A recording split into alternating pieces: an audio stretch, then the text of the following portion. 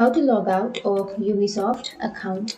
So if you want to log out of your Ubisoft account, then first you need to open up a browser, any browser that you are comfortable with.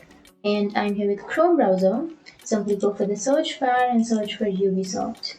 Once you've searched, you can go for the first search, which will be www.ubisoft.com, and go for visit website. And here you've been logged into your account, right?